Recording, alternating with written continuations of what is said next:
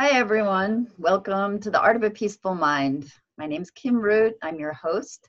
And please join me in welcoming Alyssa Dver today to our show. She is the co-founder of the American Confidence Institute. Her latest book is called Kick-Ass Confidence, Own Your Brain, Up Your Game. So welcome. How are you, Alyssa? I'm great, Kim. I'm so excited to talk to you today. Yeah, me too. So I'm curious, what was it for you in your life that motivated you to share with people or help people with confidence? Oh, well, that's the question I get asked so often. People are like, how do you get into something so crazy like this, right? It's such a huge topic. It's great. Yeah, well, some part of it was just genuine interest in the topic. I got turned on to motivational theories and science actually back in college. And at the time, in the dark ages, there wasn't a lot of like, how do you apply all this? What do you do with it? And the only thing that seemed to click with me at the time was going into marketing. So my warm-up career was as head of marketing for a couple of tech companies. And then I ran a marketing consulting company for about a decade. And worked with all kinds of people in all kinds of industries, and kept it almost as a hobby. I would read books and dive into research papers and stuff that was all around this subject of motivation and so forth. And of course, it benefited me as a marketer, right? Like, why does somebody tune into a podcast, or why does somebody click on a link to buy something? It was all part of the marketing mix. But I had this kind of gut sense, I guess, and part of that gut sense was seeing how many people in the workplace in particular, but in general, were really struggling with their own personal motivation, which translated to me as confidence. Mm. And I'll never forget, there was one meeting I went to, a very large company, I won't say who it was, and I was blown away, particularly by the women in the room, who were always deferring their opinion to other people, So they would say things like, Kim, I think it's a really good idea that we do this interview. Do you agree? It drove me crazy, right? I was like, doesn't matter if other people agree. What do you think, right? So I was like, all right, there's got to be more to this. And so I kept digging and started talking to psychologists and behavioral scientists and all kinds of people to just try to put my head around, how do you bring this motivation stuff into the real world? Unfortunately, I got a real kick in my own confidence about 8 years ago, almost 9 years ago now, when my older son had a neurological condition diagnosed. And now I was put in front of a lot of neurologists, and I was getting a lot of answers that just didn't make sense. And so I kept asking more questions, and I kept thinking about it relative to all this other work I had done with the psychologists and the behavioralists and the social researchers. And I came up with some ideas and theories, and I ran it by all these brilliant people, and they all kind of said, oh yeah. And I'm like, well, why doesn't the rest of us know this stuff? And the reality was nobody had really done that multidisciplinary look. And of course, now we have technology like functional MRIs. We know that mindfulness and things we can clinically show that they're really powerful. So it was a timing issue. It was kind of like a lucky timing issue, I think. And that gave me the confidence to kind of say, marketing is great, but there's bigger stuff to be done. And so that's how I became Chief Confidence Officer. Ah, wow. So, so in terms of talking to the doctors, you found your confidence to speak up to them and bring in new ways of looking at the issue. Is that what you're saying? Well, partly, yeah. I mean, of course, when you're a kid, and you have this maternal motivation, it's almost like you'll do anything, right? So it was not really true confidence, quite frankly, at the time. Mm-hmm. And of course, you go and you speak to these world-class neurologists. I live in the Boston area. I was going to Boston, New York. I was calling internationally, and I was intimidated, right? These are the top of the food chain kind of, brains out there, literally. Mm-hmm. And not only did they give me answers that didn't make sense, but they often said to me, well, we really don't know a lot about the brain yet. And I kept saying to myself, well, okay, fine, but there's things like meditation and yoga and other things that have been practiced for 3,000 years, and they work for a lot of people. how can we apply some of that Eastern thinking to some of the neurological things that we do know, the data, the technology, and so forth, and just bringing that together in a way that we can have a conversation and kind of debate some of the issues.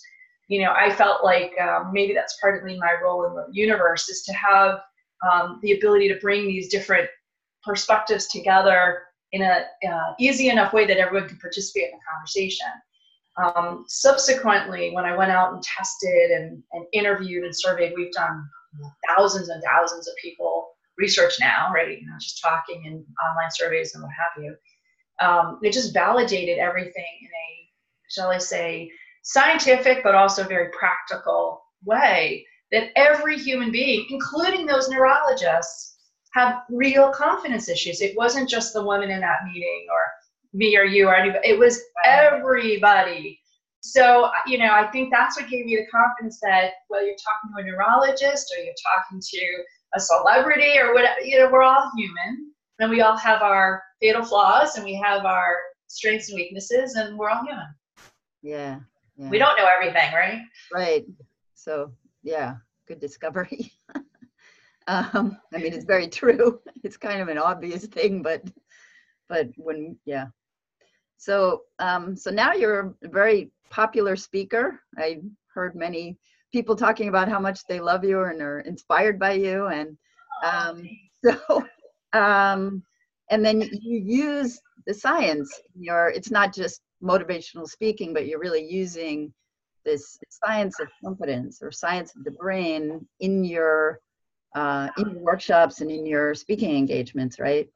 Yeah, it really is the basis. And, there's this kind of interesting balance where, I speak to smart, really hardworking people who want to do their best in life at work and at home. And they are maybe a little cynical about motivational stuff, right? Rah, rah, do it, just count to 5, whatever. They're a little cynical about some of the superficial information research, even, that just doesn't really explain of why it works, right? Mm-hmm. So I take a little bit more of a scientific approach, but I don't want to hit people over the head, because people I talk to, even though oftentimes they're neurologists in the room, not everybody is of that, ilk. So I try and break it down. And I think the easiest example is to explain if we look at the brain, give a little brain lesson if you'll allow me. Yeah. There are some cognitive centers in the brain where we do our thinking. And because of the theme of your entire program, right, in terms of peaceful mind, when the mind is triggered by something externally that causes a fear, and we think of fear as something that you're really scared, you're noticeably scared about, right? Like you're about to be hit by a bus, or there's a safety issue, whatever it might be. I'm talking about emotional fears, right? Mm-hmm. And there's 3 emotional fears that get triggered that we're so used to them being triggered that we don't even notice them anymore. And the 3 are fear of failure, mm-hmm. fear of regret, and fear of rejection. Huh. And so if you're in a situation and somebody's like, Kim, I don't really like what you said, or, I don't think that idea is the best, whatever it is, that could be a trigger to your own amygdala, your own brain center there. Mm-hmm. And all of a sudden the brain is on alert. And the difference between being confident and not confident is how you handle with recognizing that trigger and how you handle it. Because if you go into defensive mode, you let that trigger actually fall into the brain stem. Whereas your fight or flight, if anyone knows psychology, all the survival stuff, I call it caveman mode. You just, you get aggressive, you get defensive, you get, emotionally kind of warrior, right? Because somebody's just dissed you. That's not a peaceful mind at all. Right. So the trick is to grab that, go, oh, somebody just threw a bomb at me, a dart, whatever, and I'm going to actually grab it, but I'm going to put it here into what we call the prefrontal cortex, which is where all your intelligence is, where you do all your smart thinking. And again, I'm keeping it pretty simple. But then you can say, okay, why did they say that? Do I really care? How do I want to respond? And it gives you that extra, maybe not just a second, but juice to actually handle something like that with more confidence. Does that make sense? Does that help? Uh-oh. Yeah. So You hesitated. I don't know if that's the ding that came in or it was the explanation, but I'm happy. no.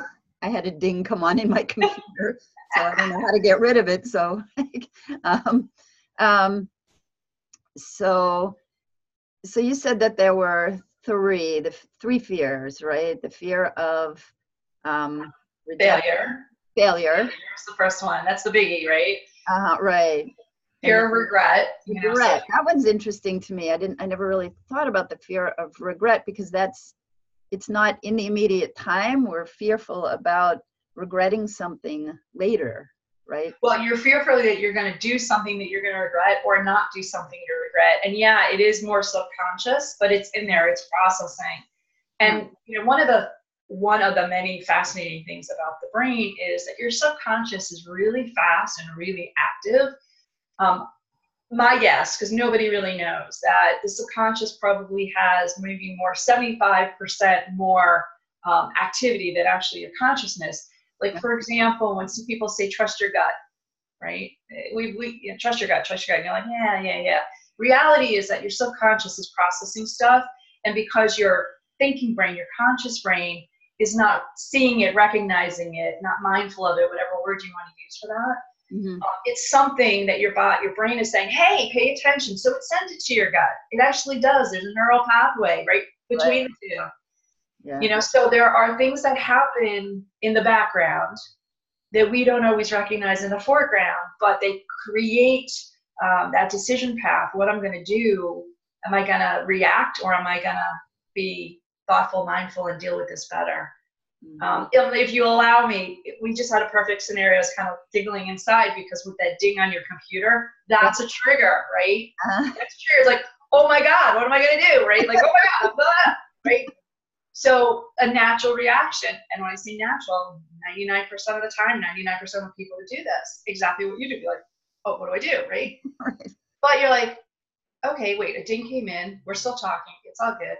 Keep going, right? So you grab those moments that otherwise kind of rattle you, that unpeacefulized, that kind of cause that that brain to kind of go, what? And if you can say, wait a minute, don't react, think. That has tremendous power in everyday life. Yeah. Oh, that's interesting because it's one of the reasons I wanted to talk to you, because in order to have, we all want confidence, to feel comfortable and confident, and in order to have it, you need to get to that peace first, or it's sort of the same thing, right? It's within the same place. We find them at the same time, or seems to me that confidence comes after the peace. Well, maybe. It's a good thought. Let's dig on that, if you will, for a minute, because the definition of confidence, when you're confident about something, you're confident that it's going to rain, or confident that you have to leave 10 minutes early to make a certain meeting, whatever it is that you're saying, yeah, I got to do that, I'm confident. The definition in the dictionary is a certainty, right? Is that you're certain about the truth of that. So I'm certain it's going to rain. My hair is a little crazy today. The weatherman said it's going to rain. It's a little gray out. You take all the data and you say, I'm pretty certain. I'm certain enough. And that's the enough that's really important in this definition.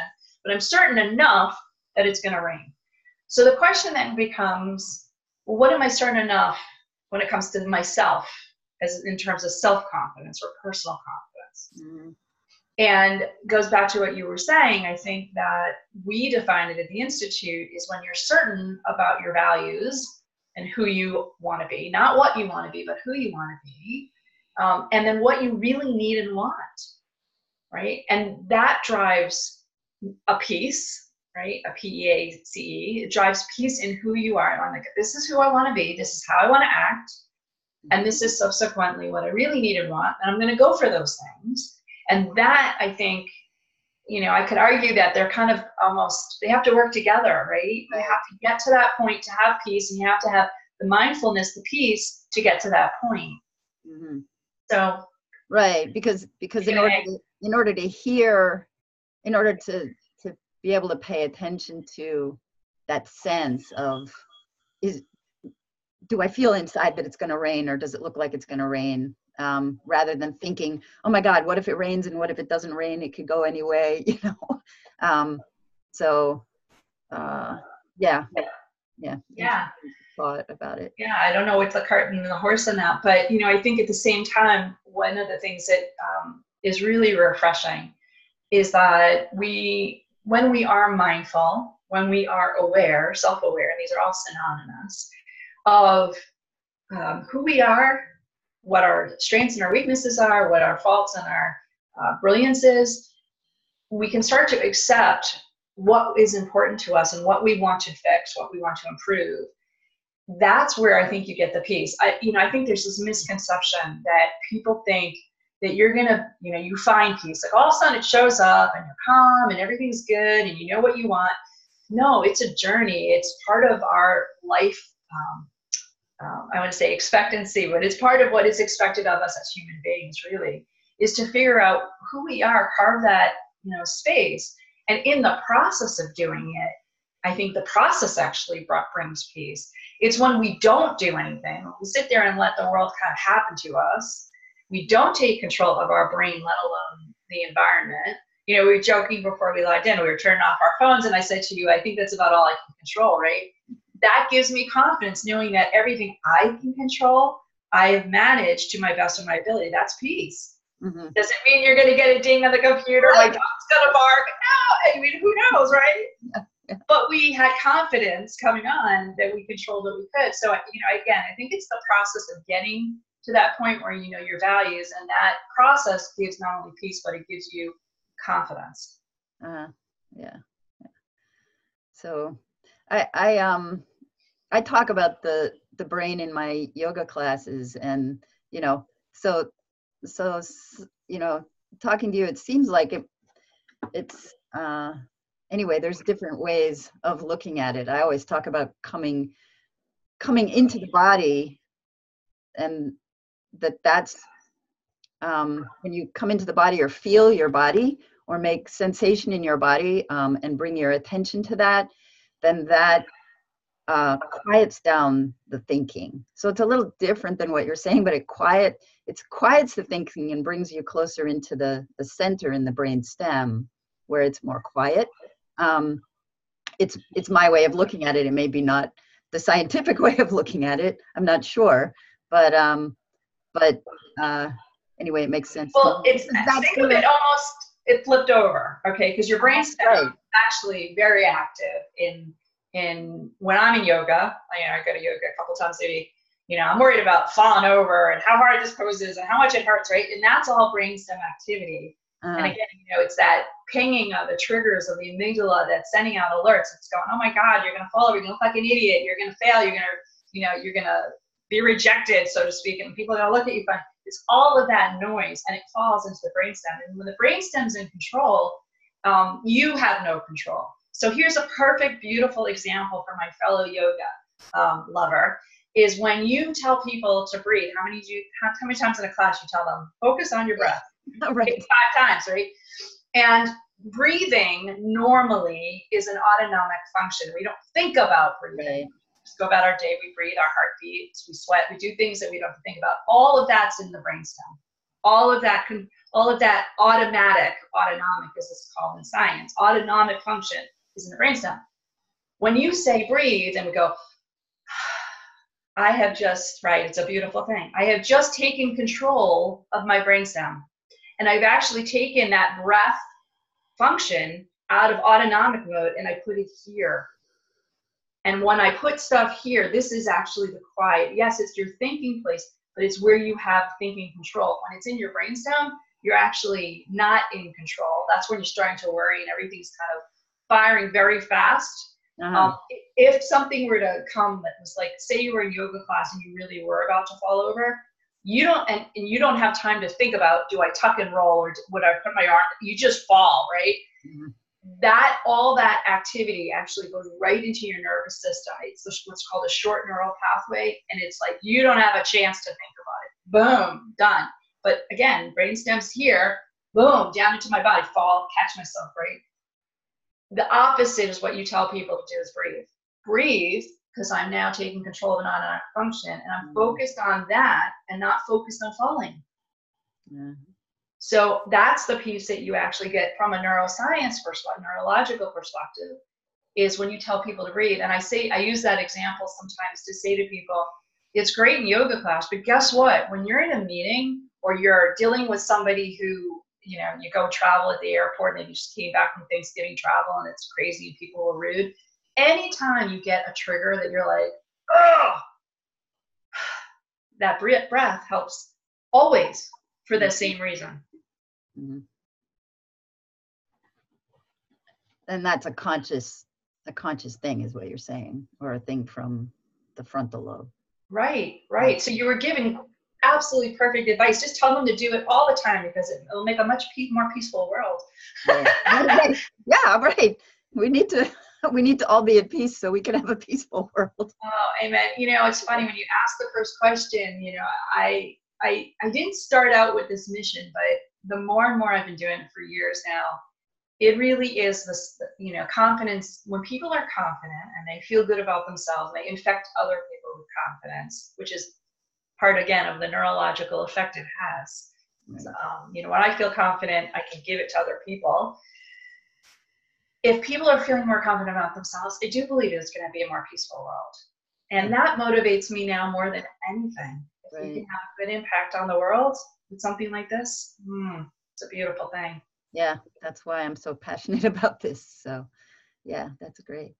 So, do you have any advice or things to share with our audience if they're looking for confidence, more peace and confidence, other than what we've already talked about? What can they do, or where would they start?